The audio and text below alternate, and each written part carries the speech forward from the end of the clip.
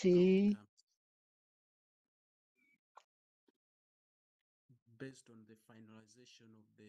basé sur la finalisation des directives pour le cadre de transparence renforcée à la conférence des parties 27 qui a eu lieu au Royaume-Uni, à Glasgow. Donc la première partie de cet agenda, je m'appelle Yamikani Idriss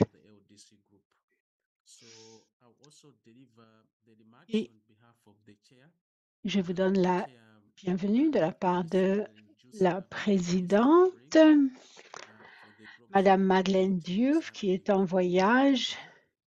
Elle va vers Dubaï, donc elle m'a demandé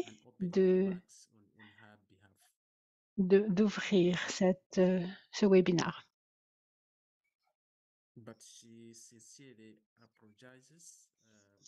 Elle envoie ses excuses parce qu'elle devait être ici avec nous pour cette session bien importante. Donc, bonjour à tous et à toutes et bienvenue à cet atelier en ligne sur le cadre de transparence renforcée pour les pays les moins avancés, les PMA.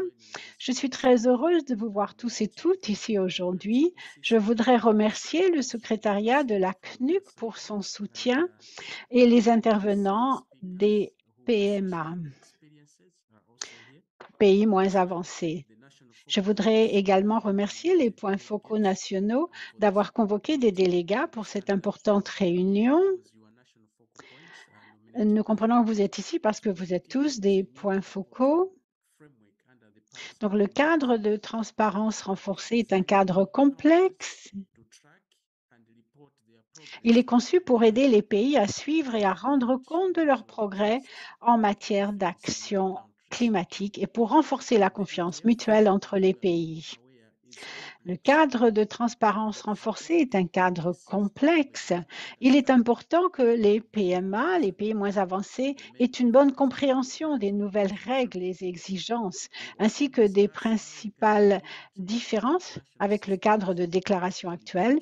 Nous discuterons également de la manière dont nous pouvons nous appuyer sur nos systèmes nationaux actuels pour établir des rapports dans le contexte du cadre de transparence renforcée. Plusieurs PMA sont en train de préparer leur rapport biennal actualisé, BUR, et 22 en ont déjà soumis un. 22 en ont déjà soumis un. Et au cours de cet atelier, nous aurons l'occasion de tirer des enseignements de l'expérience de ces PMA et de partager nos propres expériences et défis. Ce sera une occasion précieuse d'entendre d'autres experts des PMA. En outre, nous sommes impatients de connaître vos besoins et vos lacunes en matière de rapport au titre de la transparence. Nous devons tous être en transition pour les nouvelles exigences de rapport. Donc, cette réunion est également importante pour étendre et renforcer le réseau des PMA en matière de transparence, pour promouvoir l'engagement des experts en matière de transparence et comprendre les priorités. Donc, en travaillant ensemble, nous pouvons partager nos connaissances, notre expertise, nous soutenir mutuellement pour répondre aux exigences du cadre de transparence renforcée. Donc, l'ordre du jour et la modération de la réunion seront assurés par moi-même. Je vous remercie à nouveau de votre participation et je me réjouis de cette journée productive et instructive. Ça, c'était la présentation que la présidente m'a donnée pour vous dire. Donc, merci encore de vous joindre à nous. Ça va être très utile. Maintenant, je vais demander à Fernanda de vous donner des informations logistiques.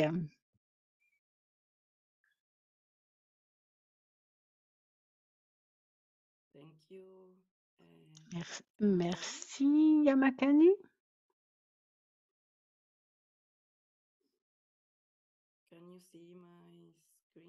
Pouvez-vous voir mon écran?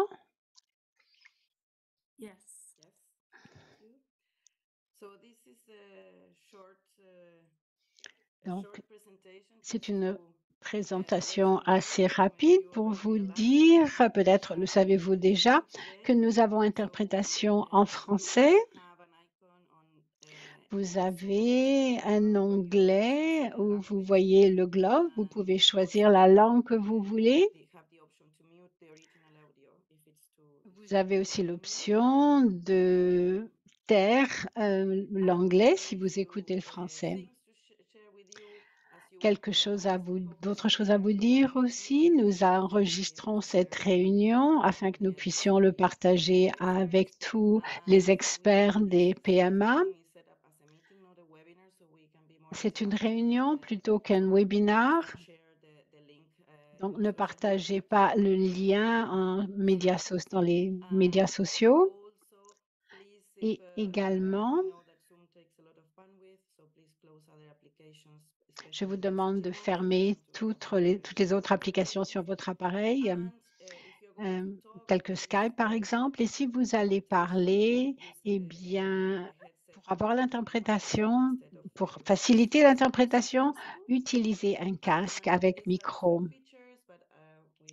Ça, ce sont les caractéristiques de Zoom.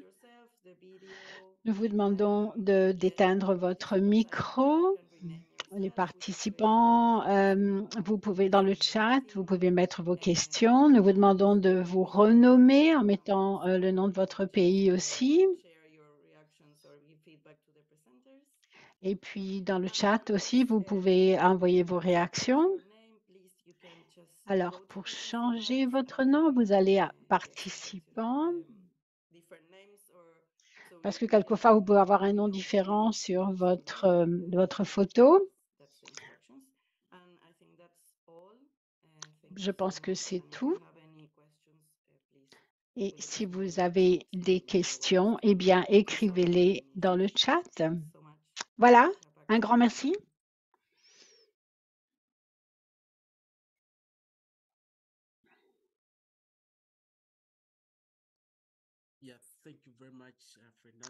Merci Fernanda pour toute cette logistique. Et nous allons donc maintenant passer à notre première intervenante.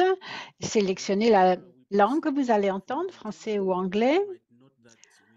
Et vous savez maintenant que nous avons 2 points à l'ordre du jour. Le premier est une présentation du secrétariat, suivie de questions et réponses. Et puis, nous aurons une session d'expérience de 3 pays, les pays moins avancés, suivie de questions et réponses.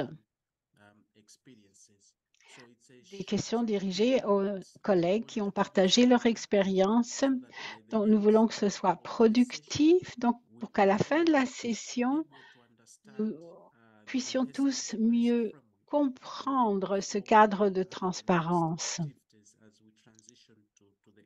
Alors que pour nous aider dans notre transition vers ce cadre de transparence renforcée. Maintenant, nous donnons la parole à Alma Jean.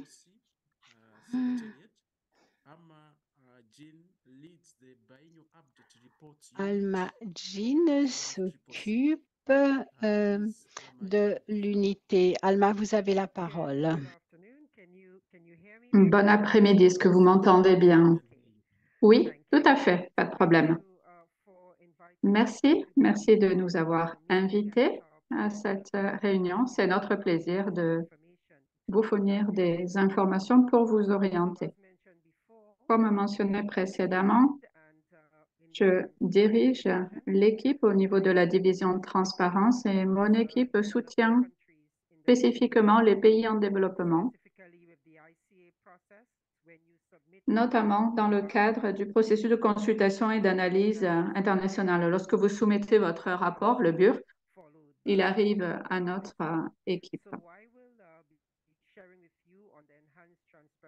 Je vais partager avec vous ma présentation sur le cadre de transparence renforcée. Nous allons procéder à une présentation générale. Ensuite, je parlerai des différents éléments et des flexibilités disponibles. Donc, qu'est-ce qu'il y a derrière cette idée de transparence? D'où vient cette question de transparence en lien avec le cadre de transparence renforcée? Le cadre de transparence renforcée n'est pas nouveau. Il s'appuie sur des jalons clés qui ont vu le jour au fil des années. Il y en a certains que vous avez peut-être oubliés car ils remontent assez loin.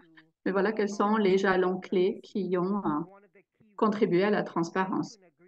On a les accords de Cancun en 2010. Vous vous souviendrez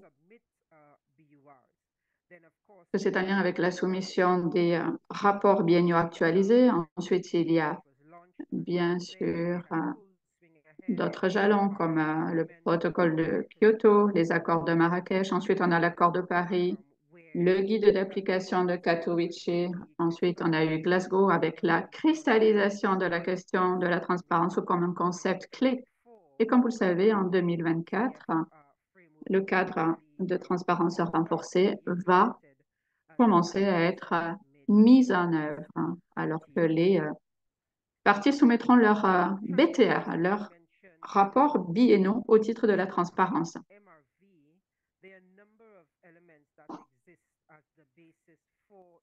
Donc, bien que de nombreuses exigences de la Convention soient remplacées, celles concernant les communications nationales pour toutes les parties, l'inventaire annuel des GES pour les parties développées demeure. Au centre de ma présentation, vous verrez que pour les pays en développement, y compris les PED et les PMA, on a ici les exigences par rapport aux différents rapports qui sont préparés par les pays dans le cadre des MRP actuels. Donc ici,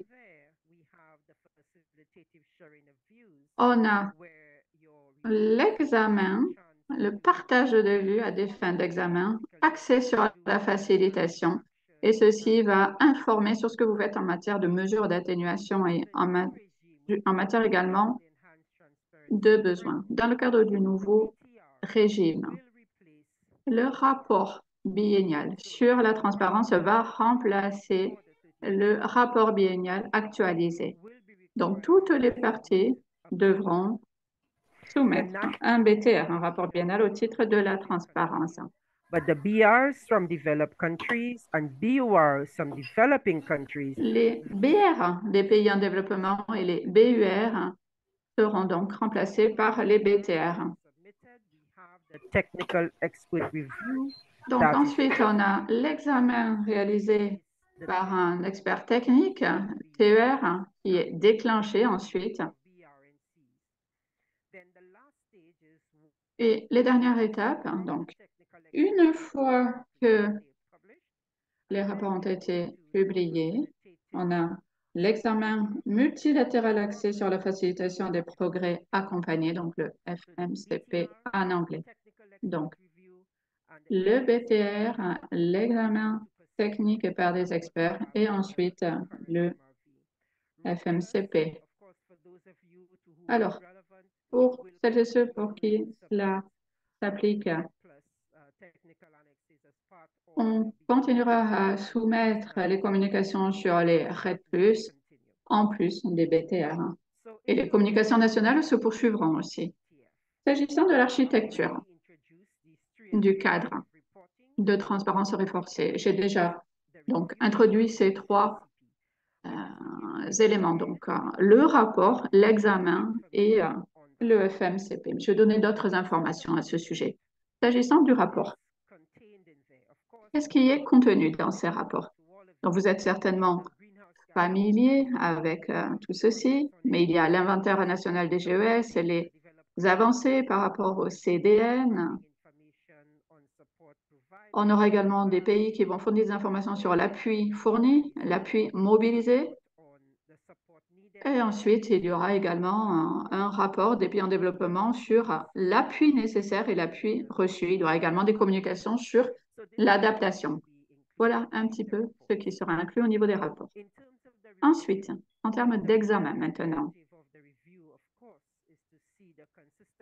l'objectif principal des rapports est d'avoir une cohérence au niveau des informations rapportées. Ça doit être en lien et en conformité avec les MPG. Donc, votre rapport va être préparé sur la base des dispositions de reporting conformément aux modalités des MPG, des modalités des procédures et des lignes directrices. Et donc, la cohérence se basera sur ce document.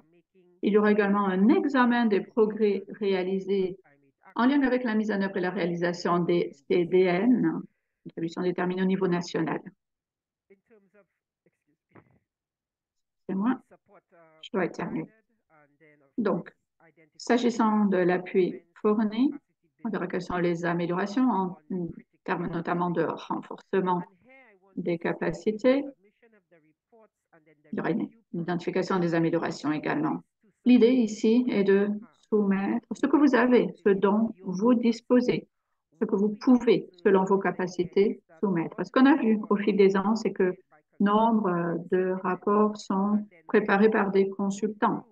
Et lorsque nous passons en revue l'analyse technique de ces experts, ces consultants ne sont plus là. Et pour certains pays, cela constituait un problème pour identifier les améliorations, pour identifier également les besoins de renforcement de capacité. Donc, je veux réitérer ici que lorsque vous soumettez des rapports, l'examen vraiment doit porter sur vos capacités. Donc, l'idée ici n'est pas de soumettre le meilleur rapport.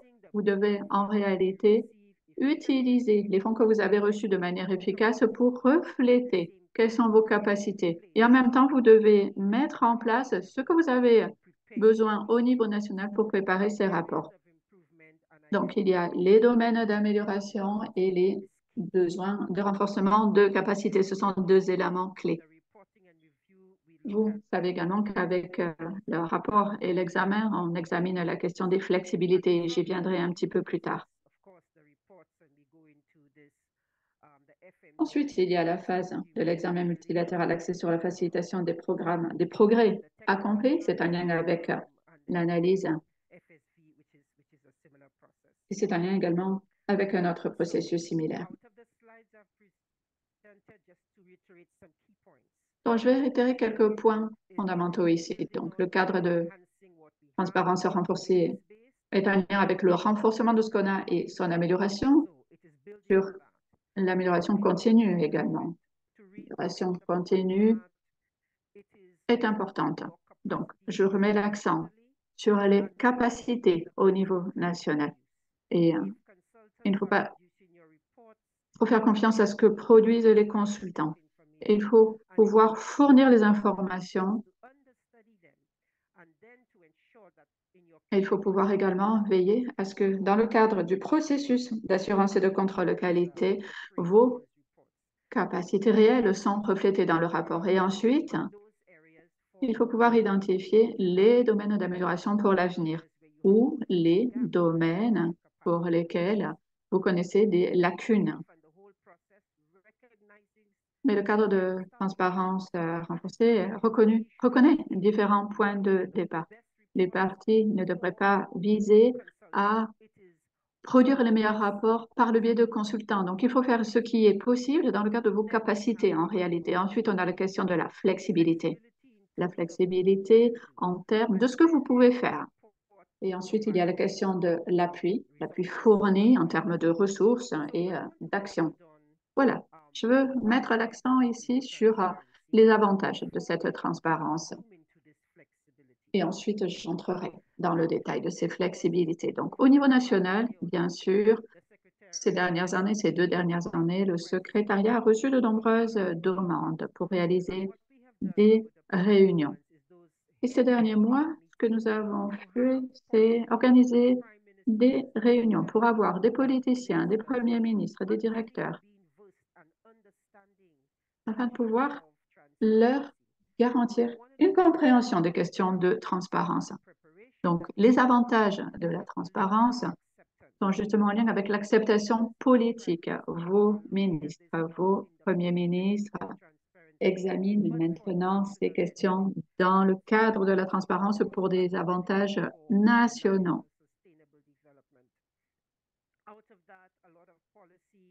De nombreuses politiques, de nombreuses informations tiennent compte de cette question de la transparence. Donc, on a de nombreuses données disponibles et ceci va informer votre planification politique. Il y a également l'accès à l'appui qui va être amélioré. Comme je l'ai mentionné précédemment, il y aura la question du renforcement des capacités qui sera possible, c'est souligné dans le rapport, et la question de la sensibilisation accrue. Au niveau international, on va avoir une confiance renforcée. Vous savez ce que font les autres pays et vous respectez vos obligations contractées au niveau international, vous renforcez l'ambition qui est la vôtre et l'appui est priorisé. Je souhaite ensuite vous donner un panorama général. Vous avez certainement entendu parler des CDN, du cadre de transparence renforcé, du bilan mondial. Donc, quels sont les liens justement entre le cadre de transparence forcé, les contributions déterminées au niveau national et le bilan mondial? Nous savons que les CDN et les contributions vont être communiquées. Les pays en développement vont communiquer leur NDC, leur CDN. Ensuite, on a les rapports biennaux sur la transparence qui sont soumis tous les 2 ans. Ils contiennent des informations qui vont aider l'examen pour déterminer les progrès. Les progrès en lien avec l'inventaire des GES. Il y aura également un suivi des progrès réalisés dans la mise en œuvre et la réalisation des CDN. Il y a également des informations sur les impacts du changement climatique et sur l'adaptation. Donc, il s'agit d'informations qui seront prises en compte dans le cadre du bilan mondial. Comme je l'ai mentionné, il y aura un examen et ensuite on ira en direction du FMCP. Donc, en bref, il y a les CDN, les rapports au titre de la transparence qui vont contribuer au processus du bilan mondial. Donc, lorsque l'on vous parle du bilan mondial, c'est le rapport qui va être soumis par vos équipes qui va informer ce bilan mondial. Je vais passer maintenant rapidement au prochain dispositif car je sais qu'il y a peu de temps. Je vais parler maintenant de la flexibilité et de la discrétion qui est fournie au PEID et au PMA.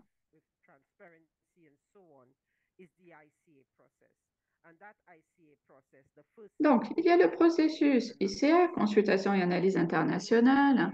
Vous verrez ici qu'il y a une répartition entre les pays, les parties qui ne sont pas visées à l'annexe 1. Il y a ensuite les pays les moins avancés. À gauche, vous avez ces pays-là. Et à droite, vous voyez que 39 pays, donc des PMA ou des PEID, ont soumis des rapports. Je souhaite le répéter. Donc, 46 PMA et 24 pays sont passés par ce processus. Donc, nous souhaitons applaudir cette information, ces données. Nous savons qu'on avait peu d'informations sur les expectatives à ce sujet et il s'agit d'une situation qu'il convient d'applaudir. Donc, ceux qui n'ont pas encore réalisé le processus, nous vous encourageons à le faire. Nous encourageons les pays à passer par ce processus. Nous savons que le Fonds pour l'environnement mondial apporte un soutien et ceux qui sont en train de le faire, nous vous encourageons à soumettre vos rapports bien au titre de la transparence d'ici la fin de l'année prochaine. Nous vous encourageons grandement dans ce sens. Mais vous avez l'expérience, partagez-la avec les autres, entrez en contact avec les autres pour partager ces informations.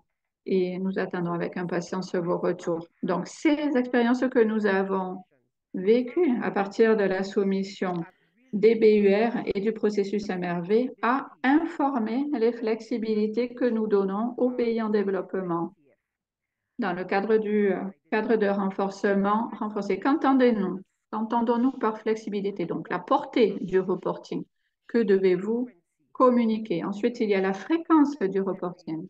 Selon quelle fréquence? Donc, c'est tous les 2 ans. Il y a ensuite le niveau de détail et la portée de l'examen. Il s'agit des 4 domaines clés qui concernent la flexibilité. Au niveau des MPG, les différents détails sont fournis et je ne vais pas entrer dans le détail maintenant. Applied to the individual flexibility provisions.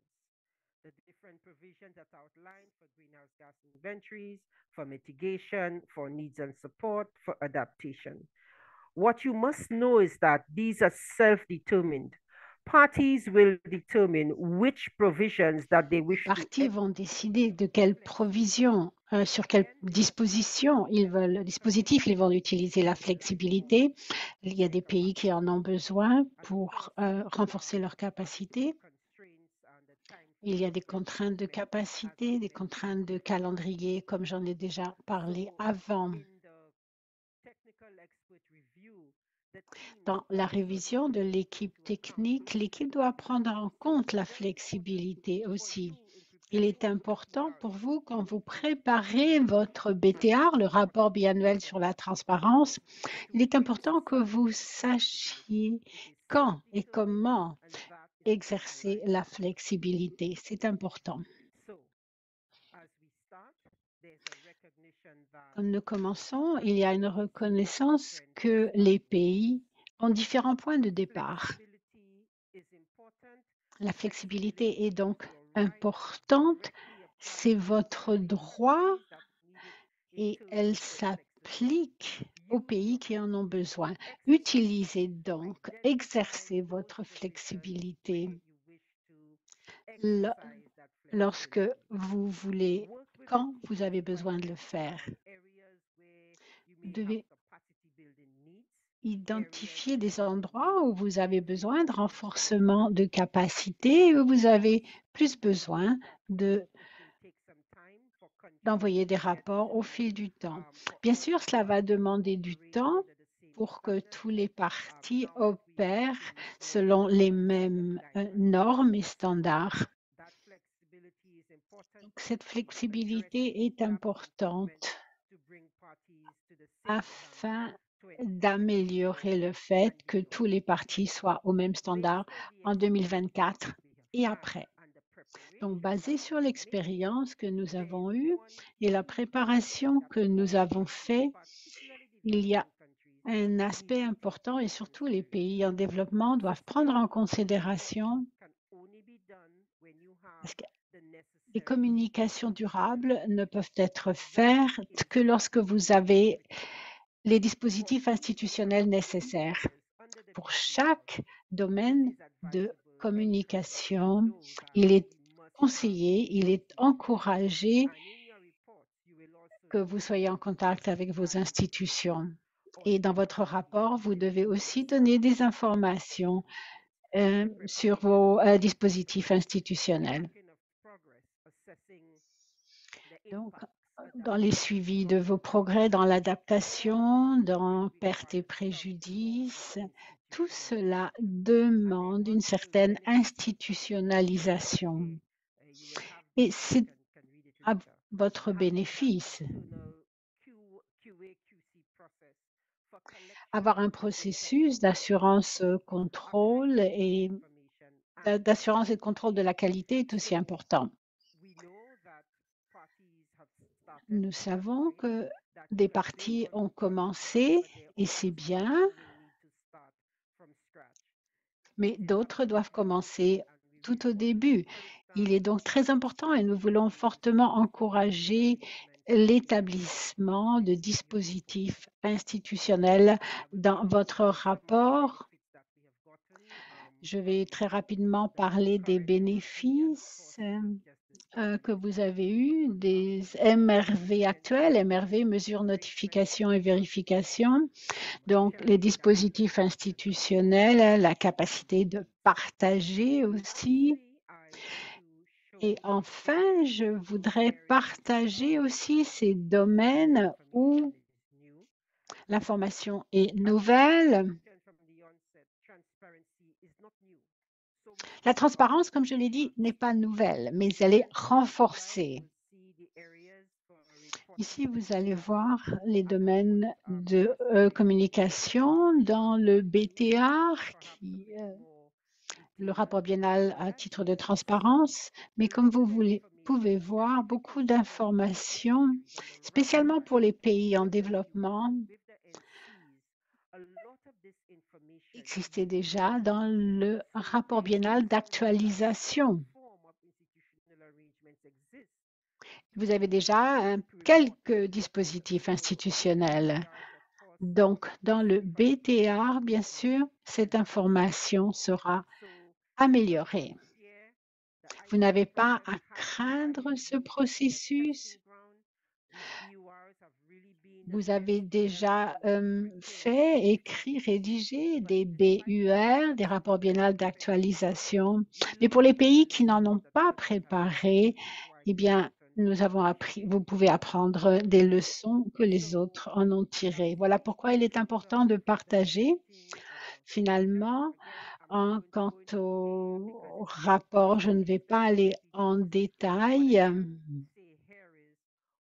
parce que tout est dans les MPG, qui est modalité, procédure et directive. Mais sous les MRV, les pays en développement n'avaient aucune obligation. Ils faisaient au mieux qu'ils pouvaient. Mais maintenant, c'est obligatoire. Il y a des exigences de rapports qui sont obligatoires. Je vais très rapidement regarder en parler. Tout ce qui est en jaune, ce sont les provisions, les dispositions de rapport flexibles. Vous pouvez donc exercer une certaine flexibilité dans votre rapport, mais lorsque vous choisissez d'exercer cette flexibilité, vous devez le déclarer. Donc, voilà. Et quelques informations supplémentaires pour vous, des outils que vous pouvez utiliser, des formations, comment vous pouvez devenir un examinateur. Et nous en avons vraiment besoin parce qu'il y a de plus en plus de demandes. Ça vous donnera une idée de comment vous pouvez le devenir. Et voilà, des ressources supplémentaires. J'ai essayé, bon, ben, je suis désolée, ça a été un petit peu rapide. Voilà, je termine ainsi ma présentation. À vous, Yamakani.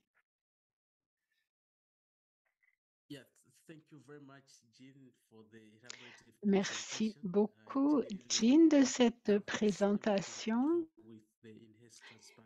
qui a couvert tout ce que nous devons savoir sur le cadre de transparence renforcée. C'était il y a des rapports, bien sûr, qui peuvent compléter ce que vous avez fait, surtout au niveau de l'aspect légal. Et tout cela nous donne une chance de commencer plus lentement. Donc, merci de cela. Et pour les examinateurs, eh bien, nous aurons une session le mois prochain et nous espérons pouvoir augmenter le nombre des examinateurs.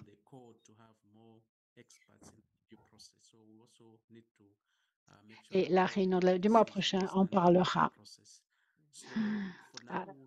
Maintenant, nous allons avoir les expériences des pays. sur les BUR, rapport biennal d'actualisation qui donne une bonne base et nous pouvons tirer les enseignements de leur expérience et nous aurons les questions et réponses après les présentations. Je vais donc maintenant inviter Benti Firdessa d'Éthiopie qui va nous parler des préparations de l'Éthiopie en ce qui concerne les BUR, rapport biennal d'actualisation.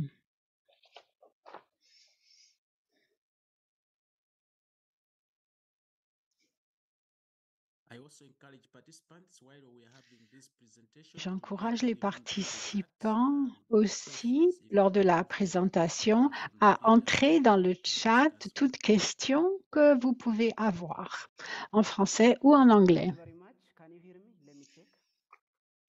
Merci beaucoup. Est-ce que vous m'entendez bien? Oui, Benti, nous vous entendons très bien. Je m'appelle donc Benti Ferdissa d'Éthiopie et je travaille dans le système de gaz à effet de serre et du MRV d'Éthiopie. Donc, je vais prendre cette opportunité pour partager l'expérience que nous avons eue en Éthiopie.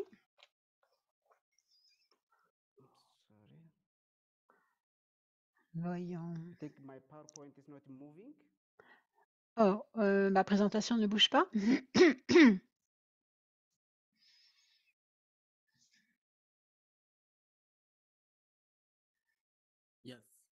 Un petit problème technique? Il faut arrêter de partager et nous allons partager de notre point parce que ça ne bouge pas. Juste un petit problème technique.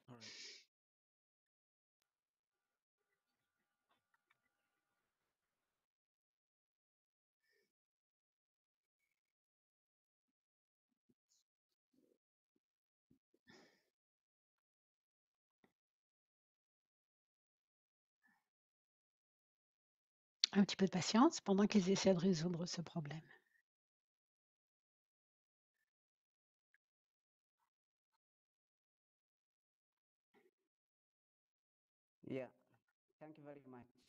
Merci beaucoup. Donc, c'est mon introduction. Je vais vous faire une introduction, les sources des données, les dispositifs institutionnels, la méthodologie, les approches utilisées, défis et enseignements tirés. Est-ce que le cadre de transparence renforcé et le rapport biennal de transparence pourront apporter? L'Éthiopie a ratifié le CNUC le 31 mai 1994 et le protocole de Kyoto, l'API a préparé la première communication en 2001, la deuxième en 2015 et la troisième en 2023. Ça, ce sont les communications nationales. Nous avons finalisé le premier rapport sur le RED Plus et NERF en 2016. Et puis d'autres, nous avons aussi fait des stratégies de développement à faible émission, à long terme et d'autres nombreuses politiques et stratégies sur le changement climatique. Notre source de données, les parties prenantes engagées, nous avons identifié les secteurs économiques qui sont les plus grands producteurs de gaz à effet de serre.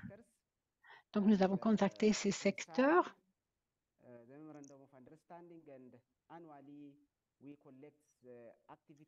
Nous avons fait un protocole d'accord signé avec 4 universités où nous avons aussi utilisé pour notre rapport de communication nationale.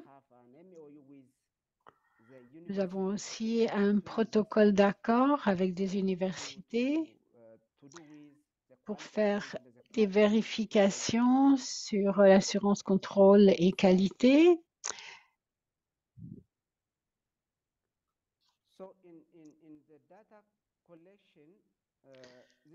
Lors de la collecte de données, voilà, ce sont les dispositifs institutionnels qui seront utilisés pour la collecte de données et pour le rapport. Nous avons le groupe technique identified economic sectors, and this nationally established team of experts will facilitate the activity data from their les données, les activités de collecte de données sont utilisées pour la protection, les autorités de protection de l'environnement.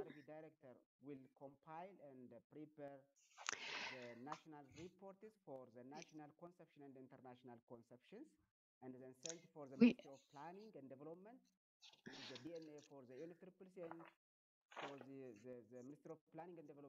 Donc la collecte des données, l'utilisation les examinateurs feront partie du. Nous avons aussi contacté le secteur privé.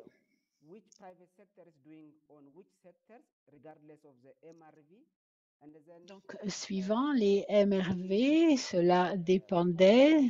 Nous avons coordonné aussi les rapports qui étaient envoyés au ministère. Si un secteur privé travaille dans l'énergie, eh bien, ils enverront leur rapport au ministère de l'énergie. Si le secteur privé travaille dans le secteur agricole, eh bien, il enverra ses rapports au ministère de l'Agriculture. Et ceci pour éviter le double compte des émissions de gaz à effet de serre. Lorsqu'on en arrive à la méthodologie, en ce qui concerne le secteur forestier et l'élevage, nous avons utilisé une méthodologie de niveau 1.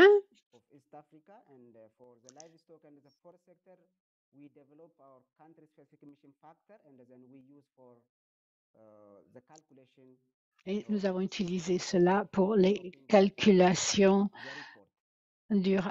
pour le rapport. Nous avons considéré aussi les gaz qui sont pris en considération, les principaux comme le méthane, l'oxyde nitreux et le dioxyde de carbone. Nous avons utilisé le logiciel du GIEC, la version 2.69, et nous faisons aussi une catégorie clé et analyse des incertitudes. Et nous avons aussi adopté la méthodologie de qualité contrôle et qualité assurance avec les universités. En développant cela, nous avons rencontré plusieurs défis, spécialement dans la coordination verticale et horizontale avec les institutions, spécialement lorsque nous avons collecté dans le secteur AFOLU, qui est agriculture, foresterie et utilisation des terres, parce que cela demande la collaboration de plusieurs secteurs et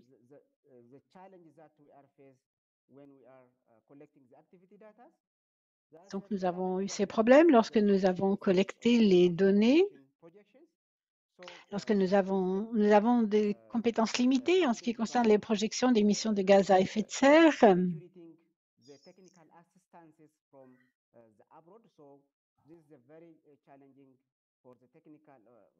Donc, c'est au niveau technique que nous n'avons pas beaucoup d'experts locaux.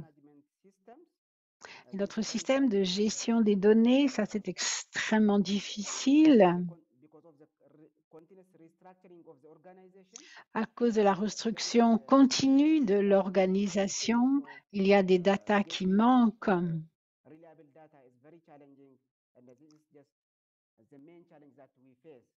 C'est en fait le défi le plus important. Les enseignements que nous avons tirés, eh bien, une formation pratique au niveau du BUR, rapport annuel d'actualisation dans son développement.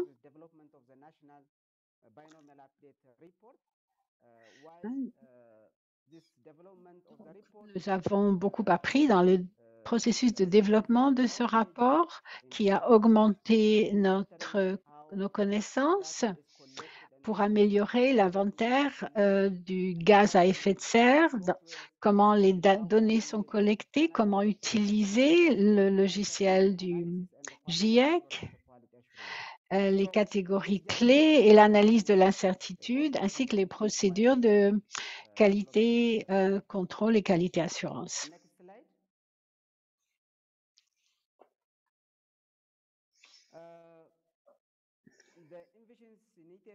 Donc, ce que le cadre de transparence renforcée et le rapport biannuel à titre de transparence vont apporter, d'abord les outils de rapport et toutes les informations nécessaires afin de mettre en place le suivi, afin de mettre en œuvre et de faire les contributions nationales, les finances nécessaires et reçues pour instaurer le système de suivi, les outils de mesure des impacts du changement climatique. Ça, c'est très, très difficile. Donc, nous devons aussi améliorer notre capacité.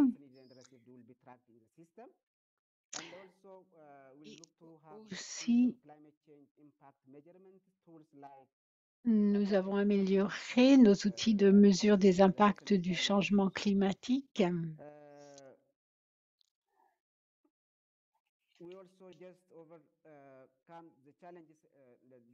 Nous devons essayer de surmonter les défis qui est une grande lacune de connaissances techniques sur le développement.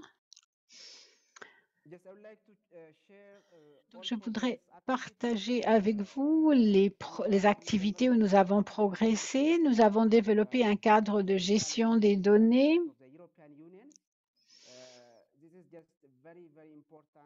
Ça, c'est un outil très important, le CBIT, qui est le projet d'initiative de renforcement de capacité pour la transparence. Nous avons aussi une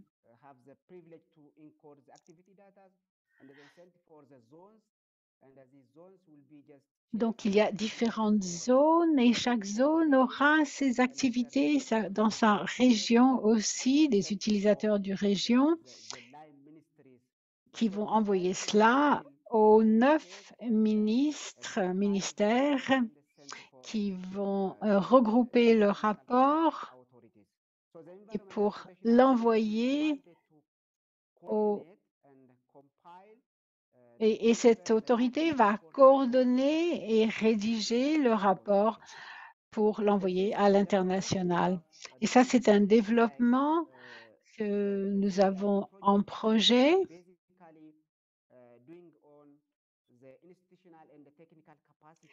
afin d'améliorer notre capacité technique et institutionnelle. Nous avons aussi été en contact avec le projet ICAT, Initiative pour une transparence de l'action climatique, et le GACMO, réduction du coût d'atténuation des émissions de gaz à effet de serre, et l'article 6. Et nous avons été en contact avec les FAO pour essayer de mobiliser des finances pour le développement du BTR, rapport biennal sur la transparence. Merci beaucoup. Voilà, c'est tout ce que j'ai.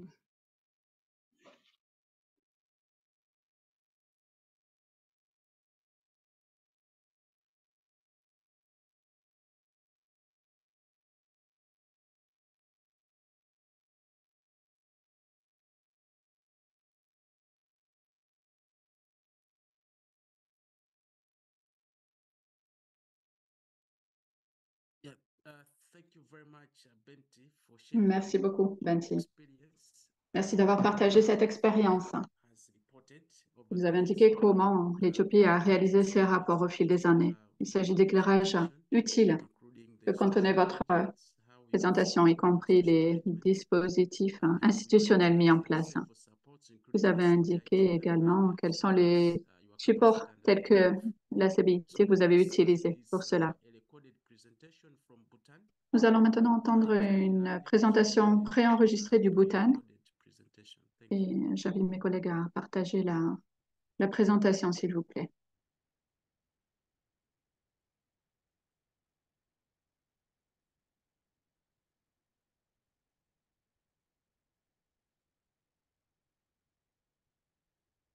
On n'entend pas l'intervention.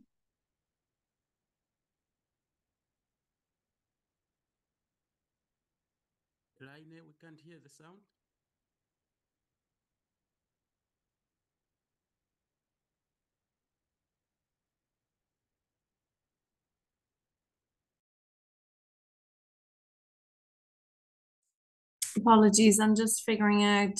M'excuse, j'essaie de voir comment activer le son. Je vais recommencer.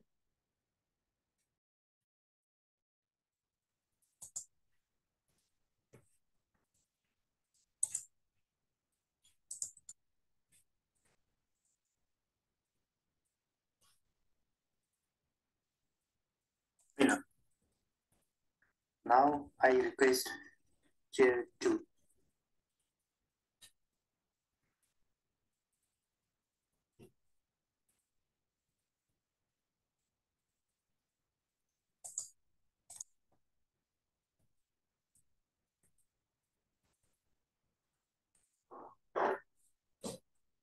Hello, good morning, good evening. Mesdames et messieurs, bonjour, Madame Madeleine, présidente du groupe des PMA, éminents participants présents en personne et à distance. Au nom du département de l'environnement et du changement climatique du Bhoutan, j'ai l'honneur de vous présenter notre parcours à l'occasion de la préparation du rapport biennial actualisé.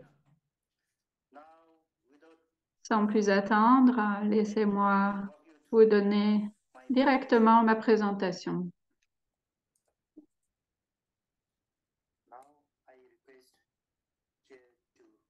Je demande maintenant à la présidente de bien vouloir m'autoriser à parler avec la caméra désactivée. Merci, Madame la Présidente. Tout d'abord, je vais mettre ici l'accent sur 3 éléments majeurs qui sont revenus tout au long de l'élaboration de notre rapport biennal actualisé BUR. Tout d'abord, dans le cadre du processus de préparation, il est important de réfléchir à la manière dont le processus a démarré et à la date à laquelle il a débuté. Bien ensuite, à la question de la composition de l'équipe, qui est un élément techniquement impératif et essentiel pour le processus. Bien entendu, la consultation et l'examen permettent de garantir l'engagement et l'exactitude et l'exhaustivité des données. Deuxièmement, en ce qui concerne les défis et les opportunités, comme nous le savons tous, les défis ne se présentent que lorsque nous réagissons. Mention inaudible. De même, le fait de faire partie des PMA signifie des circonstances de faible capacité et de ressources limitées nous confrontent à des difficultés. D'un autre côté, relever ces défis est une occasion de passer au niveau suivant pour renforcer la résilience de notre société en exprimant nos besoins en termes d'appui à l'action climatique dans les systèmes d'établissement des rapports. Je parlerai enfin de la marche à suivre avec l'amélioration des rapports biennaux actualisés dans le cadre de la transition garantie par le cadre de transparence renforcée. Maintenant, concernant cette diapositive, avant de parler du contexte, laissez-moi vous indiquer que je n'expliquerai pas les éléments et les composants contenus dans le document, car il s'agit d'exigences explicites contenues dans l'accord de Paris à la Convention. Toutefois, je voudrais souligner la mise à jour de la composante sur l'inventaire des émissions de gaz à effet de serre. Notre rapport biennal actualisé, BUR, a mis à jour le contenu des informations dans notre 3e communication nationale avec une période d'information allant de 2016 à 2020. Permettez-moi d'attirer votre attention sur le fait que le rapport biennal actualisé indique que les émissions nettes de GES en 2020 s'élevaient à 6 790,21 gigagrammes de CO2 équivalent, contre 5 572 gigagrammes de CO2 équivalent pour la troisième communication nationale couvrant la période d'inventaire allant de 2000 à 2015. Pour aborder la question du contexte maintenant, le processus de préparation a été lancé en 2015 lors d'un séminaire de haut niveau sur le dialogue relatif au développement résilient au changement climatique et neutre en carbone. Cependant, le Bhoutan n'a pu commencer sa préparation qu'en 2015 avec le soutien du Fonds pour l'environnement mondial par l'intermédiaire du PNUE, montant total 350 000 USD. Le secrétariat de la Commission nationale de l'environnement, NEC, a également dirigé la préparation du document en collaboration et avec le soutien des secteurs concernés.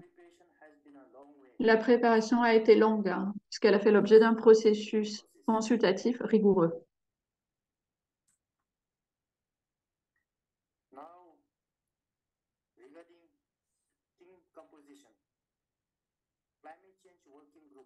Le groupe de travail sur le changement climatique, CCWG en anglais, a été constitué sur la base des secteurs catégorisés par le GIEC. Il s'agit d'un groupe de travail technique composé de représentants de divers secteurs, dont le secteur privé, les ONG, les OSC et les agences gouvernementales.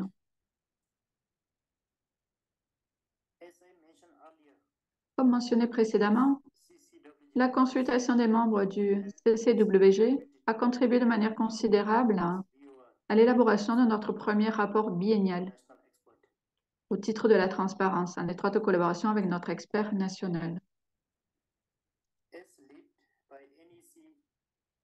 Sous la direction de la Commission nationale de l'environnement, avec l'engagement du groupe de travail sur le changement climatique, uniquement pour les aspects techniques et les contributions, et en s'appuyant sur l'expertise des consultants nationaux, nous avons procédé à une série de consultations rigoureuses, tant au niveau régional que national. Un certain nombre d'ateliers et de séminaires ont été organisés avec la participation des parties prenantes afin de recueillir des informations basées sur les éléments du reporting. Pour améliorer le processus de préparation, des formations ont été organisées à la fois en personne et en mode hybride grâce au conseil et au soutien de la CNUC. S'agissant de la question de la rédaction et de la révision, la rédaction du document a commencé après avoir rassemblé toutes les données et informations du secteur. Mention inaudible. Le CCGW a assuré la direction technique de la rédaction du document en liaison avec le consultant national. Le projet de document a été partagé avec toutes les parties prenantes concernées pour recueillir leurs commentaires et leurs réactions et a ensuite été revu par l'équipe centrale. Le document a ensuite été revu avec l'aide d'un consultant international. La version finale du document a ensuite été examinée et approuvée par un comité de haut niveau dénommé Comité de coordination sur le changement climatique, C4 en anglais, qui est représenté par un groupe d'agences techniques communes. Enfin, le document a été rendu officiel par l'approbation de la Commission nationale de l'environnement, l'organe suprême de décision et de coordination pour toutes les questions liées à la protection, la conservation et l'amélioration de l'environnement naturel.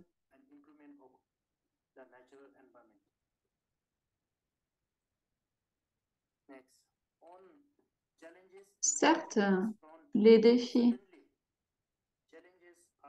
sont toujours présents et la préparation de notre rapport biennal actualisé s'est malheureusement déroulée dans une situation de crise liée au Covid-19. Depuis lors, les restrictions imposées aux déplacements et aux rassemblements de masse ont affecté la réalisation des résultats du projet, notamment en ce qui concerne le programme d'apprentissage et de renforcement des capacités. Un autre défi a été la capacité inadéquate en matière d'établissement de rapports. Cela s'explique par la non-disponibilité de données cohérentes et fiables en raison de ressources limitées.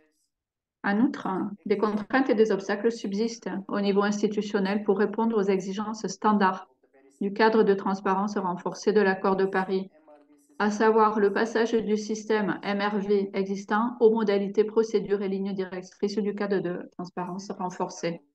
Comme mentionné ci-dessus, L'un des défis liés à l'absence de données cohérentes et fiables. En effet, nous ne disposons pas actuellement d'institutions formalisées permettant à tous les secteurs du GIEC d'actualiser périodiquement leurs données afin de conserver la mémoire de l'institution.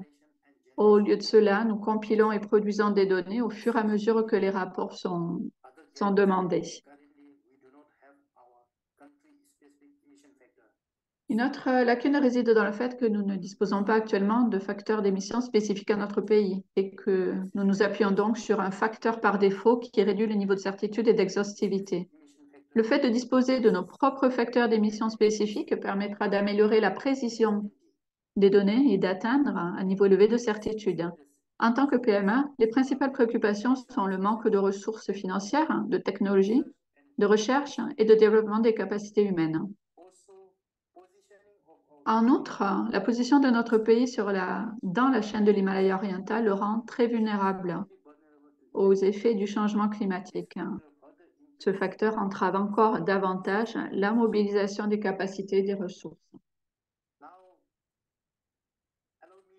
Permettez-moi à présent de souligner quelques-unes des possibilités qui s'offrent à nous, après avoir décrit les difficultés que nous avons rencontrées lors de l'élaboration du rapport biennal actualisé. Tout d'abord, il s'agit là d'un point d'entrée pour rechercher un soutien international afin de mettre en œuvre des mesures d'atténuation et d'adaptation pour faire face à la crise climatique. Le fait de disposer d'un rapport concret et actualisé sur les émissions de GES permet de concevoir des interventions opportunes pour compenser les émissions. Cela amplifie donc notre engagement en faveur de la neutralité carbone que nous avons réaffirmé lors de la COP26 en rejoignant le groupe exclusif appelé Coalition des pays neutres en carbone.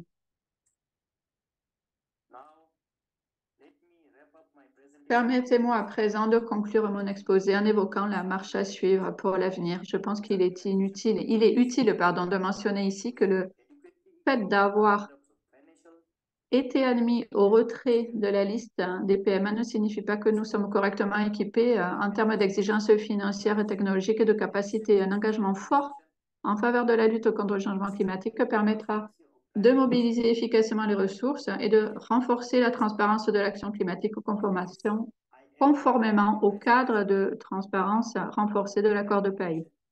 C'est ainsi que je termine ma présentation. Je vous remercie de votre attention.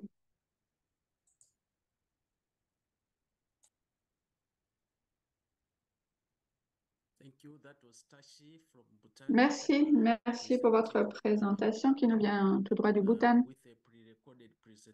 Merci pour cette présentation pré-enregistrée.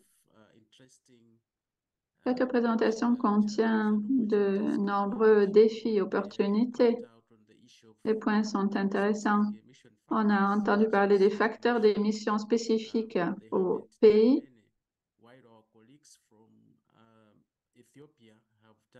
Nos collègues d'Éthiopie ont réalisé des facteurs d'émission spécifiques au pays. Ce n'est pas le cas au Bhoutan. Donc, c'est à ce niveau-là, comme on l'a dit précédemment, que nous pouvons apprendre les uns des autres. Il faudra voir comment développer donc, des facteurs d'émission spécifiques au pays. J'invite maintenant le dernier intervenant, il me semble, les autos. Vous avez la parole. C'est quoi?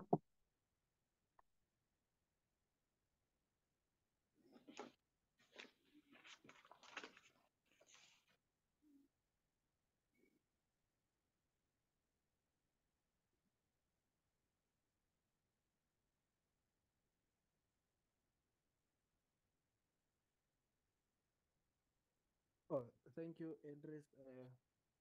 Good morning, ladies and gentlemen. I am Makanule Zekwa from Lesotho. I work for the Lesotho Meteorological Services in the Ministry of Defense, National Security and Environment. So I'm from the Climate Change Unit. So I'll be sharing with you a very short Donc, je vais presentation. partager mon opinion sur comprendre le cadre de transparence renforcé du Lesotho. Nous n'avons fait qu'un BUR, c'est un rapport biennal d'actualisation qui a été soumis en 2021. Donc, ce document a été préparé et soumis. Nous avons trois communications nationales et nous sommes en train de développer la quatrième. Et nous commençons à travailler sur un rapport de transparence dans le cadre des politiques du changement climatique en 2017. Donc, c'est un certain nombre de documents que nous avons déjà soumis et nous travaillons aussi à un rapport sur les NDC, les contributions déterminées au niveau national, pour en faire un examen qui a eu lieu en 2017. Je suis en train d'essayer de bouger ma diapositive, mais je n'y arrive pas.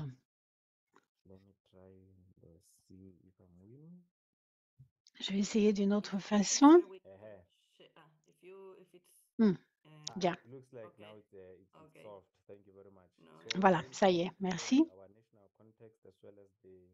Donc, je vais présenter notre contexte national aussi pour vous donner une idée des résultats que nous avons obtenus de l'inventaire des gaz à effet de serre et puis les actions et les effets des mesures d'atténuation. Et je vais essayer de parler un petit peu de la transition et la mise en œuvre vers le cadre de transparence renforcée. C'est ça, les dispositifs institutionnels selon le BUR, rapport biennal d'actualisation.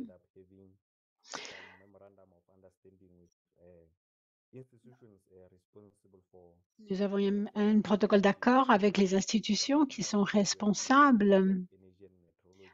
C'était le ministère de l'Énergie et de la Météorologie. Et maintenant, nous sommes sous le ministre de Défense, de la Sécurité et de l'Environnement.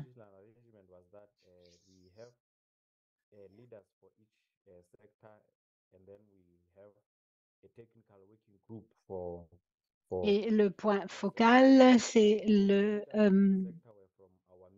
système météorologie de Lesotho, LMS.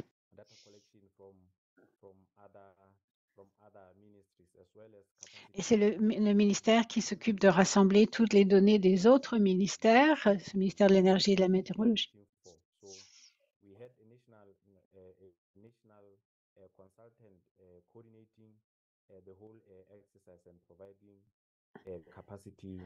Et ils évaluent aussi la vulnérabilité du changement climatique et coordonnent les activités émanant des obligations et des accords. Nous utilisons une méthode de niveau 1 pour cet inventaire.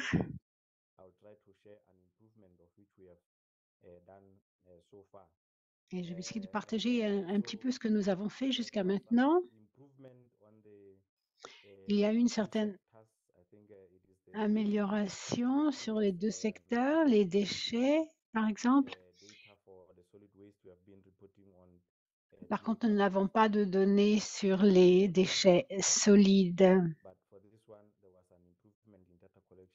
Mais il y a une amélioration dans la collecte des données.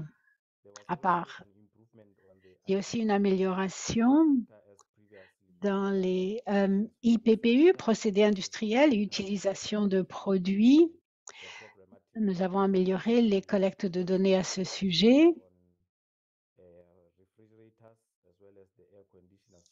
Nous avons aussi obtenu plus de données sur les réfrigérateurs ainsi que sur les appareils de climatisation.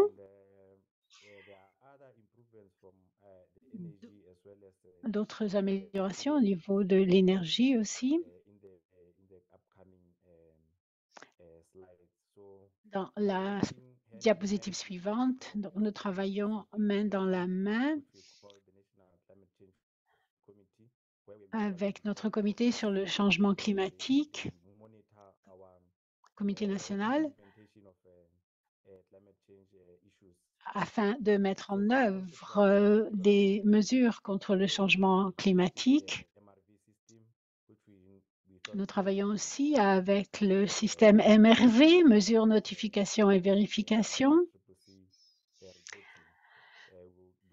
afin de pouvoir satisfaire les exigences de rapport pour la CNUC. Nous travaillons aussi sur l'adaptation.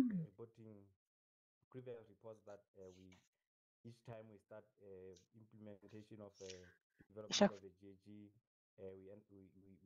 fois que nous commençons à mettre en œuvre cet inventaire des GES, eh bien, nous commençons au début, donc nous essayons d'utiliser des outils qui nous permettent de faire cet inventaire proprement. Donc, les résultats de la collecte de données sur les gaz à effet de serre afin de pouvoir compléter le BUR.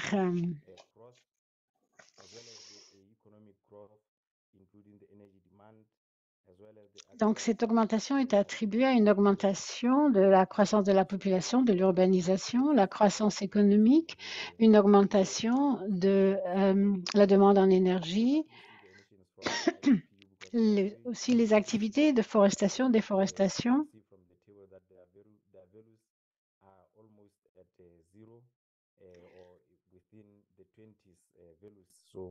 They're a bit small compared to the emissions from Afulu and Il y a aussi beaucoup d'émissions qui viennent de Afolu, c'est-à-dire de l'agriculture et de la foresterie. Donc voilà, les politiques et les stratégies.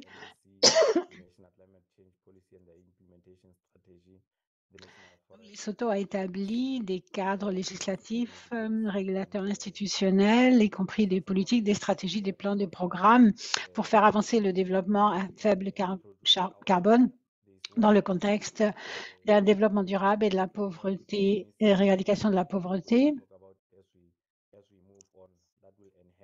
Les objectifs d'atténuation des contributions déterminées au niveau national considèrent des réductions dans 5 secteurs: l'énergie, le processus industriel, l'utilisation de produits, l'agriculture, la foresterie. Et voilà certaines des actions d'atténuation que nous avons identifiées sous le BUR. Donc,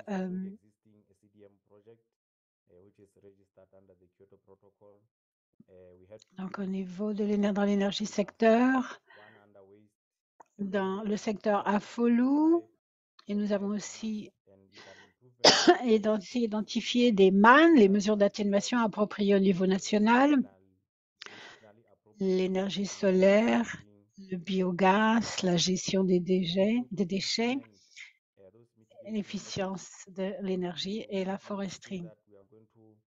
Vous pouvez voir que nous allons avoir une réduction d'émissions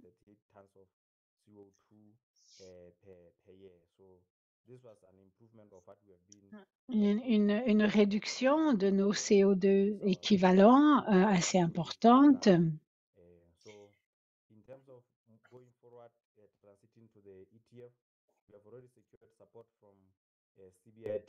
Donc, pour le cadre de transparence renforcée, nous avons déjà un soutien du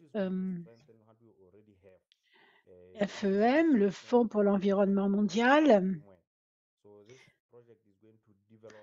Donc, ce projet va développer une loi sur le changement climatique qui va déclarer une obligation de rapport et qui va mettre en place le cadre de transparence. Il va aussi développer un système de MRV, mesures, notification et vérification.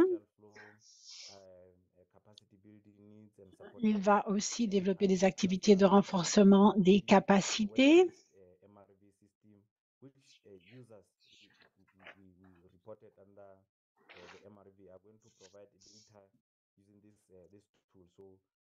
Et les outils nous aideront à rassembler tous les détails nécessaires, spécialement dans le cadre du MRV.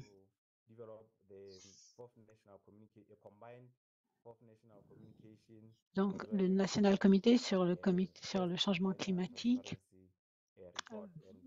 va travailler à la transparence à Lesotho afin de renforcer les cadres institutionnels et légaux, développer le suivi et les systèmes de vérification et de suivi, ainsi que renforcer la capacité. Lesotho a complété un inventaire des gaz à effet de serre pour le bétail. Donc, il y a eu une amélioration parce que nous avons utilisé les méthodes du niveau 2 et nous avons fait cela pour le bétail uniquement. Parce que cela nous permet de voir si nous pouvons augmenter notre cheptel.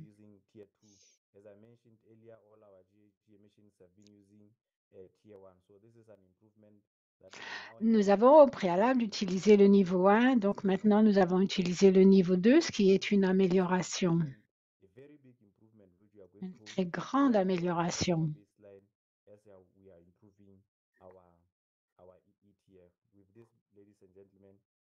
Avec cela, mesdames et messieurs, c'est ma dernière diapositive. Merci. Oh, maintenant nous avons les dispositifs institutionnels proposés sous la transparence. Parce que nous avons une loi sur le changement climatique qui a été approuvée par le Parlement afin d'améliorer notre coordination du cabinet au ministère de Défense.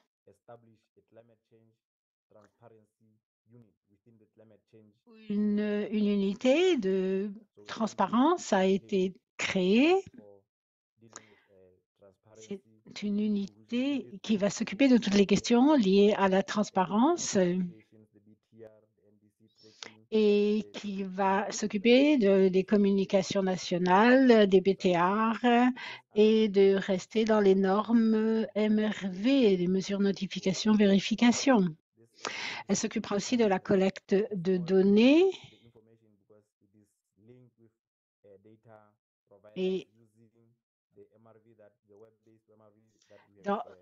tout en restant dans le cadre MRV, modalités, procédures et directives qui vont nous permettre d'obtenir aussi des finances, de travailler dans l'adaptation, l'atténuation.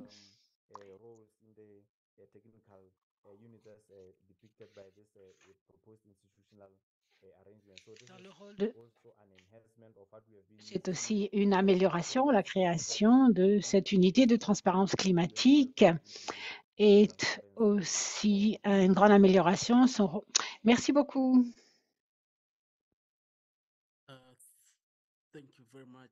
Merci beaucoup. Merci d'avoir partagé ces expériences du Lesotho.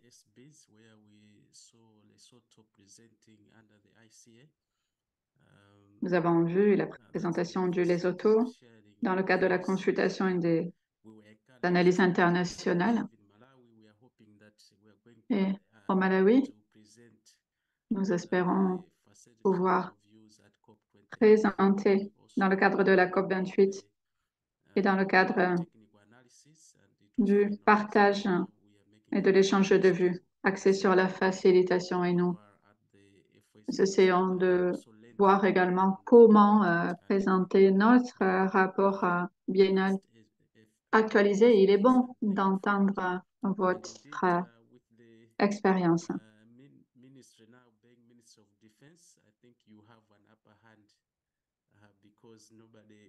Avec le ministère de la Défense maintenant,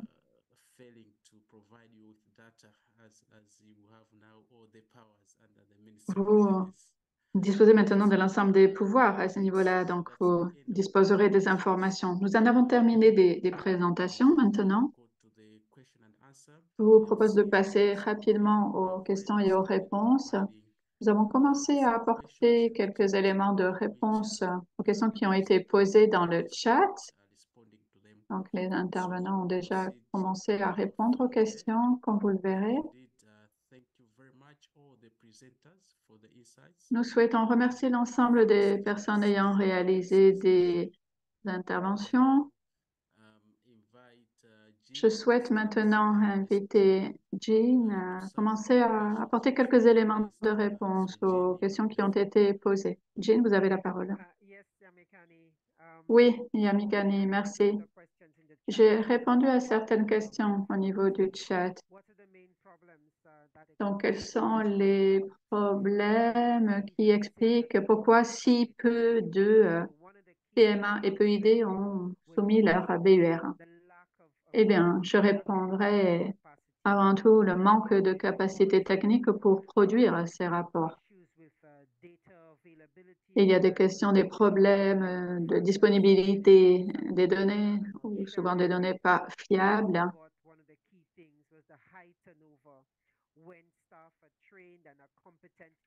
Lorsque les personnels sont formés, il y a souvent donc cette tendance à ce qu'ils aillent rejoindre d'autres domaines, donc une forte rotation du personnel et ça entraîne des lacunes à ce niveau-là. Donc des problèmes de capacité limitée pour faire le travail, pour générer les documents. Donc la question de la disponibilité des données qui entrave l'accès aux données. Deuxièmement, notre question a été, si j'ai bien compris, l'élaboration du BTR se fera tous les 2 ans et précède celle du BER, à élaborer aussi tous les 2 ans. Comment se fera le chronogramme au début pour l'élaboration des 2 rapports? En décembre 2024, les parties ne devraient soumettre que des BTR, mais nous comprenons que les PMA et les PID pourront bénéficier d'une certaine discrétion, d'une certaine flexibilité. Donc, nous comprenons qu'il puisse y avoir des retards, mais nous encourageons toujours la soumission de BTR. Même si une partie n'a pas fait l'analyse technique du beurre, on sera là pour apporter un appui. Donc, vous ne serez pas désavantagés, même si la soumission du BUR va vous aider. Donc, vous n'aurez pas à soumettre 2 rapports. Donc, c'est l'un ou l'autre. Il faudra noter également que des parties voudront soumettre un dernier BUR. Qu'entend-on par FTC maintenant? C'est un acronyme pour le financement, la mise au point et le transfert de technologies et le renforcement des capacités. C'est un lien avec les besoins en termes de financement, de transfert de technologie, de renforcement des capacités. Donc, il y a la question de la technologie aussi, bien sûr. La question du FMPC maintenant. Le secrétariat, le mandat pour faciliter le FMCP. Tous les pays qui ont passé par le processus TER vont faire l'objet d'une identification pour passer par le processus FMCP. Il y a eu ensuite une question. Est-ce qu'il s'agit d'une exigence pour valider le BTR? J'aimerais avoir un petit peu plus d'informations sur ce sujet pour être sûr d'avoir bien compris.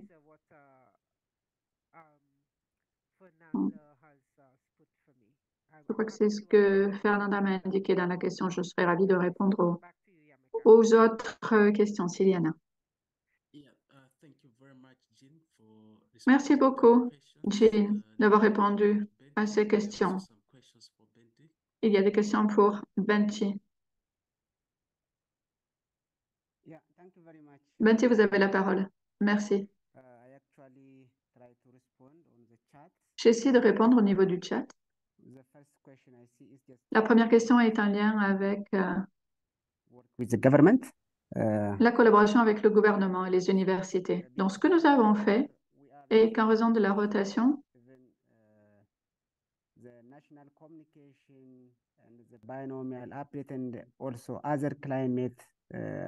nous avons travaillé sur les communications nationales pour travailler avec les universités, car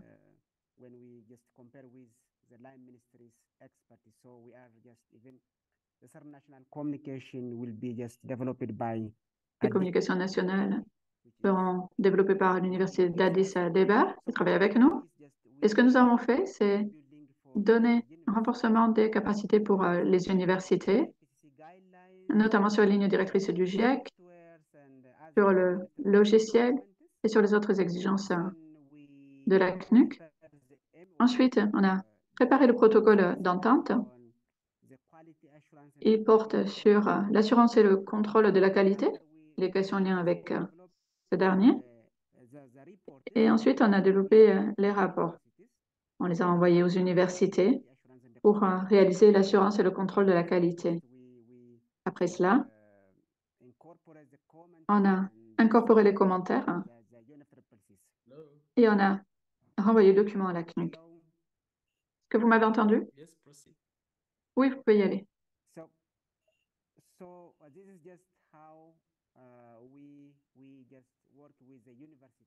Voilà comment nous avons collaboré avec les universités.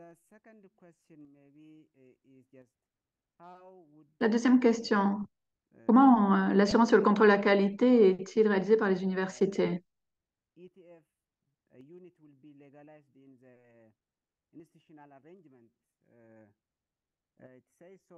What we did here is we write a letter officially for the Nous avons écrit un courrier officiel pour le secteur économique et leur demander de désigner 2 experts. Ces 2 experts représenteront les ministères.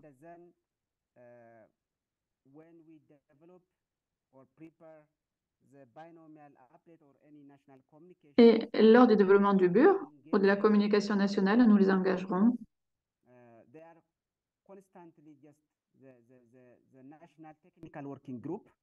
Car ils font partie du groupe de travail technique. Et après le développement du BUR, ils pourront procéder à la révision. Ils pourront s'engager dans le processus et vérifier l'ensemble des données d'activité, les procédures, et la question de la formation pratique aussi. Après cela,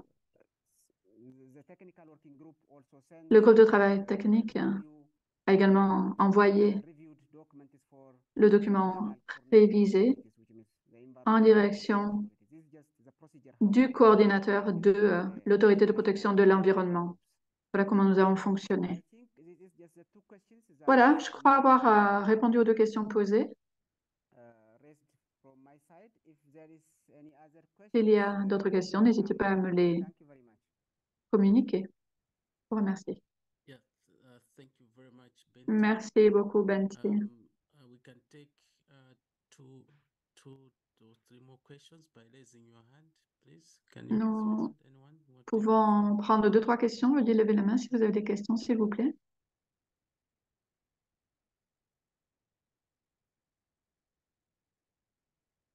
Moussa, you have the floor. Moussa, vous avez la parole. Moussa Diop. Hi everyone, and thank you Bonjour tout le monde. for this opportunity. Merci pour l'opportunité de me donner la Okay. parole. Okay, as I say in the chat, Comme dit dans le chat, yes, there are some countries that have not yet il y a des submitted pays their first year. qui n'ont pas encore soumis leur premier rapport. Yes, with all that it contains that as the ICA process. So as you know, C'est en lien avec le cadre, le processus ICA, as you know, soon 2024, but comme vous savez. where country must submit their first barrier on transparency too. So J'aimerais savoir quels sont les pays qui doivent soumettre le rapport BTR. So what should these countries do? Que devraient faire ces pays? Even that they say it's not punitive. If one country don't submit their first barrier, in 2024 they have to submit their first BTR report. Que se passe-t-il si un pays ne présente pas son premier BUR, étant donné qu'il faut présenter le BTR en 2024? Merci beaucoup, Moussa. Merci pour cette question. To respond, but Nous invitons Jean à répondre. Et nous avon également deux autres questions que nous allons entendre. Docteur Sanwin,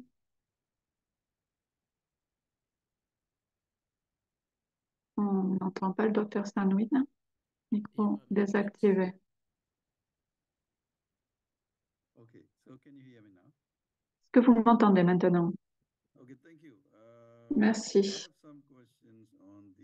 J'aurais quelques questions sur la période de reporting.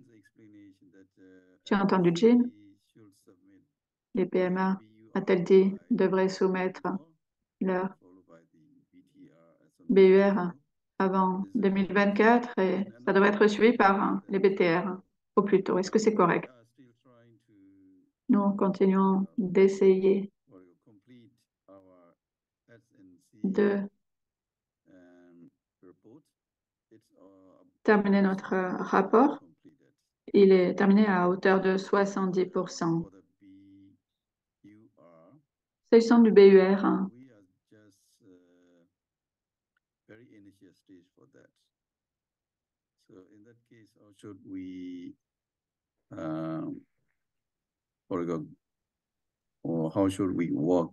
comment faudrait-il travailler pour terminer ou pour satisfaire les exigences relatives à un processus? Merci beaucoup.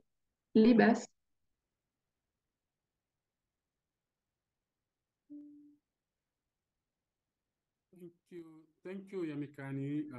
Merci, Yamikani, de me donner la parole. Tout d'abord, je souhaitais remercier l'ensemble des personnes ayant effectué des présentations. Elles ont fourni beaucoup d'informations qui sont très utiles pour les pays. Donc, merci. J'ai posé une question dans le chat. J'aimerais savoir si ces présentations seront partagées. Je ne sais pas si une réponse a été apportée à cette question. Deuxièmement, le lien entre les formats de reporting communs et ces éléments-là, ça a été répondu également. Une autre suggestion que j'aimerais formuler serait la suivante. Dans un webinaire de ce type, je crois qu'il est important de donner plus de temps à l'interaction. L'interaction entre les personnes réalisant les présentations et la communauté. Nous avons beaucoup de personnes ici présentes aujourd'hui et je pense que beaucoup de personnes souhaitent demander plus d'éclaircissements. C'est un besoin, en effet. Même pour certaines questions, j'ai vu la réponse dans le chat qui indique que nous essaierons de voir comment répondre à ces questions. Donc, ce signifie que c'est un processus et de nombreux aspects de ce processus sont encore en cours de discussion et rien n'est encore figé, si vous voulez. Donc, il y a une nécessité peut-être de consacrer plus de temps à l'interaction. On pourrait même organiser un webinaire qui ne porterait que sur l'interaction entre les personnes pour poser des questions précises sur ce qui se fait et sur pouvoir savoir comment avancer. Je vous remercie.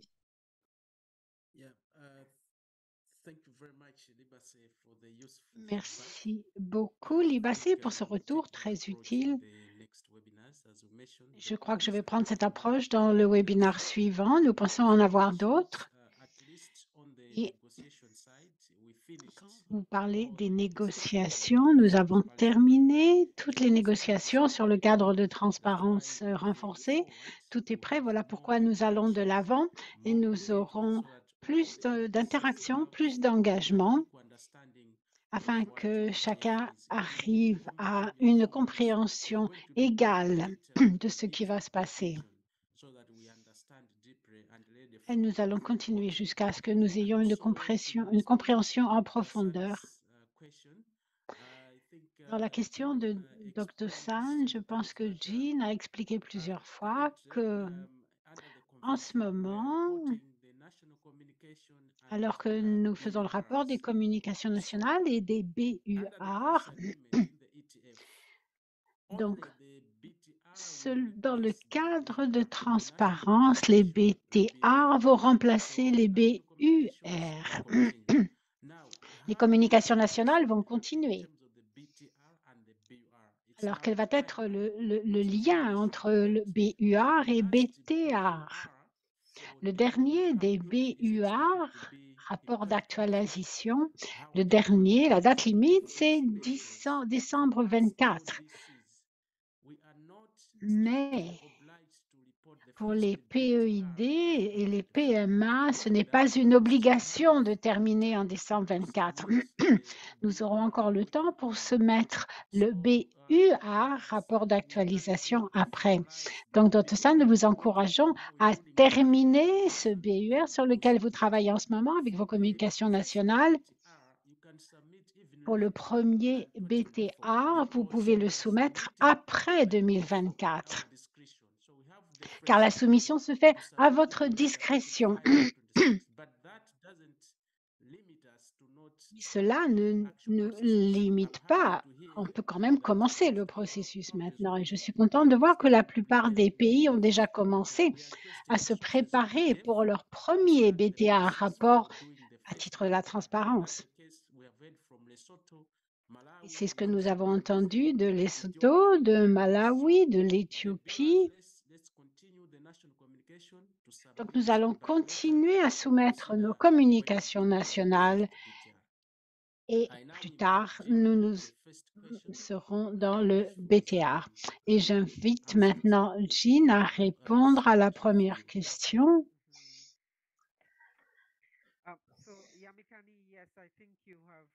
Yamikani, je pense que vous avez clarifié les soumissions de BUR et BTR, les deux rapports.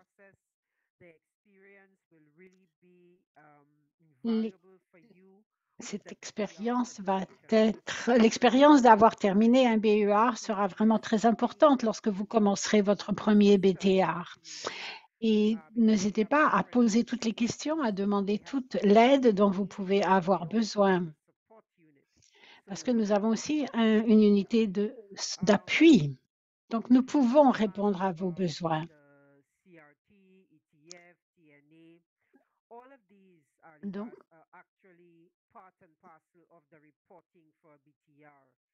Donc, tout le CRT, qui est le tableau commun de déclaration, qui va être utilisé dans le rapport sur la transparence. Ce sont des tableaux qui vous aident dans votre rapport. Il est important pour ceux qui travaillent sur le rapport qu'ils connaissent les dispositions et les directives de ces rapports. Et toutes ces informations seront avec le BTR et toute la technologie nécessaire dans le BTR. Vous devrez aussi mettre vos besoins d'appui. Donc, si vous avez des besoins de technologie, donc le BTR, ce rapport est un véhicule et pas uniquement pour les changements climatiques, mais aussi pour les besoins que vous avez.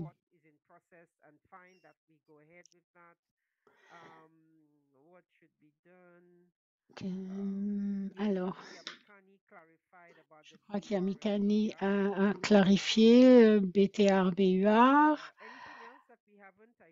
Est-ce qu'il y a autre chose auquel nous n'avons pas répondu? Je ne vois rien d'autre auquel je devrais répondre. Merci. Jean, je crois que vous avez répondu à tout, à moins qu'il y ait d'autres questions. Mais les présentations, nous allons les partager avec tous les participants afin que vous puissiez les revoir ou les partager avec d'autres quand vous voulez. Je ne vois pas de main levée. Yamikani, Je ne veux pas que les gens soient confus entre les BUR et les BTR, c'est-à-dire le rapport d'actualisation, le rapport de transparence. Donc, nous avons encouragé les parties à soumettre les BUR afin d'acquérir cette expérience. Cependant, si une partie pense que d'après les leçons apprises, tout ce qui a été partagé, eh bien, ils peuvent s'engager directement dans le BTR, un rapport à titre de la transparence, eh bien, le BTR, c'est soumettre le mieux, en fait. Vous pouvez aussi évoquer vos besoins de renforcement de capacité.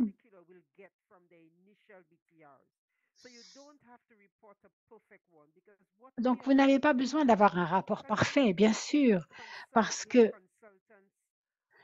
quelquefois, les pays donnent beaucoup d'argent à des consultants pour produire ces rapports, alors que vraiment, les pays peuvent utiliser cet argent pour renforcer leur capacité au niveau national. Donc, soumettez ce que vous pouvez et laissez l'examinateur examiner votre rapport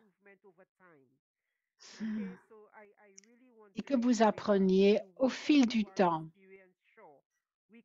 Donc, si vous voulez plus d'éclairance, bien sûr, nous pouvons vous aider à le préparer. Mais en ce moment, les fonds qui sont donnés par le fonds est pour vous aider au premier BTR. N'ayez pas peur de ne pas avoir l'information à rapporter. Personne ne va vous punir parce que vous n'avez pas ceci, vous n'avez pas cela. Ça ne fait pas partie du processus.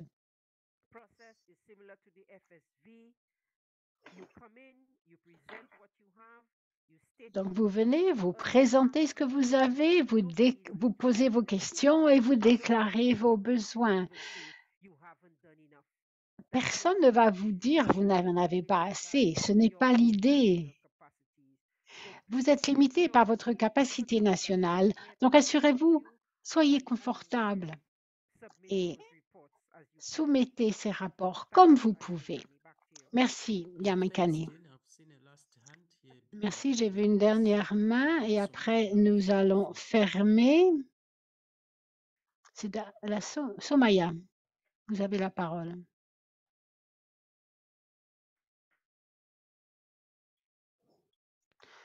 On n'entend pas.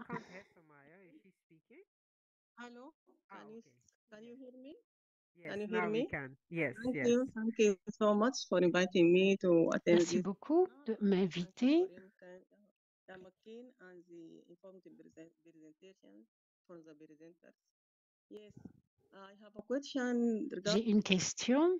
if we are looking at the core elements of ATF under Paris Agreement, as all parties should Le son est mauvais. have to report on their GHG inventory gases and on the NDCs, and also the J'ai du mal à comprendre. peer review should be done for all parties, and multilateral consideration also should be done for all parties, developing countries and developed countries. I'm asking about our NDCs or LDCs and developing countries. Because our NDCs Elle are pose des questions sur les NDC dans les pays en développement. technical and financial support. So how can we report on our LDCs? NDCs assume that if one LDC country can have access to finance or technical capacity. Comment est-ce qu'on peut avoir accès aux finances avant de faire le rapport pour mener certaines des activités? The energy sector or forestry sector or waste sector. It is obliged to report on this only one activity or say many activities. C'est obligé d'envoyer un rapport sur une activité seulement ou sur plusieurs activités? Or planned in their NDCs that had been submitted. Thank you so much. Désolée, c'était vraiment pas clair. Donc, si je vous ai bien compris, votre question avait deux éléments. Si les contributions déterminées au niveau national sont conditionnelles parce que vous attendez du financement pour les mettre en application. C'est la première chose. Ce que je voudrais faire, il y a une équipe qui soutient les contributions déterminées au niveau national, les NDC. Et ce que je peux vous dire, c'est que dans le BTR, vous choisissez de rapporter sur ce que vous voulez. Dans ce rapport sur la transparence, il y a des indicateurs pour vous aider à rapporter sur les progrès de vos actions. Donc, vous choisissez de reporter ces actions d'atténuation qui sont basées sur des indicateurs que vous choisissez. Donc, si vous avez des actions conditionnelles et vous n'avez pas d'appui pour cela, eh bien, vous le dites. Mais si vous avez des actions dans vos NDC que vous mettez en place, eh bien, dans votre rapport sur la transparence, eh bien, vous mettrez vos progrès. Le BTR est basé sur votre discrétion. Il y a énormément de flexibilité. Vous rapportez ce que vous voulez rapporter le plus possible, mais vous avez la flexibilité de rapporter comme vous voulez.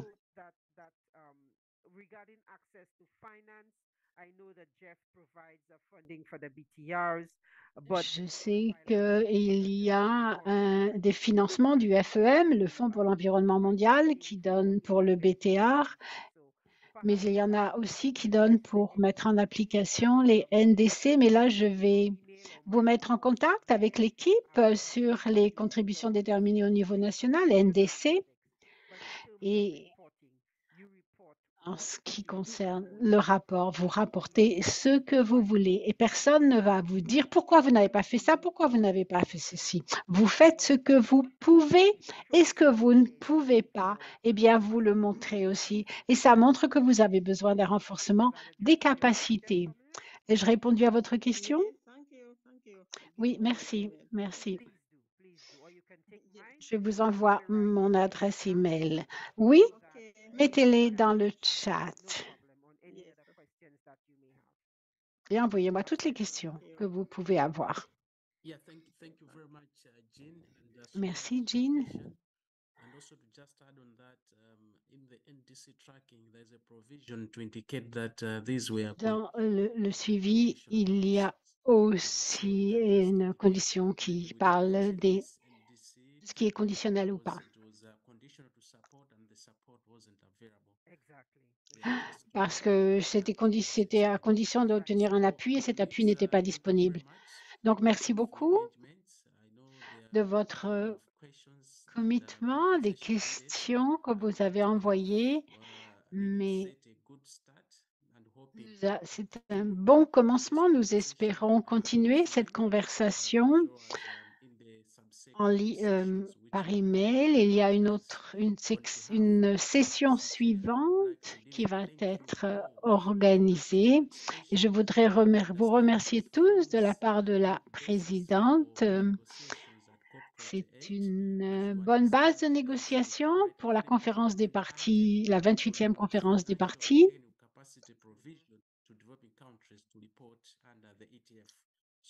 Et les défis maintenant et les solutions proposées ici vont renforcer la position de l'ODC et j'espère que vous allez recevoir un appui adéquat afin de pouvoir remédier à tous ces défis. Je voudrais aussi prendre cette opportunité pour remercier Jean et tous les présenteurs de prendre le temps. Je sais que le secrétariat est très occupé, mais pour tous les tous les PMA, nous avons un problème, beaucoup de problèmes, nous avons des besoins d'appui, besoin d'aide. Et nous allons continuer cet engagement et nous allons essayer de renforcer au plus cette collaboration. Et il y aura plus de présentations et peut-être plus de questions dans les réunions suivantes. Donc, un grand merci au secrétariat et à vous tous. Je vous souhaite une bonne journée. Si vous avez des questions ou des commentaires, n'hésitez pas à les envoyer par email. Donc, bonne journée à tous et un grand merci. Sans oublier les interpréteurs, les interprètes. Merci. Thank you. Goodbye. Au revoir et merci. Thanks, Emekani, for this Thank you very opportunity. much. Goodbye. Okay, bye. Okay, see you Thank then. Bye you, bye. everyone. Thank you, Yamikani. Thank you, John. Thank Bye. you all. No problem. No Thank problem. you. Thank you a Thanks. lot. Bye. Thank you. Bye.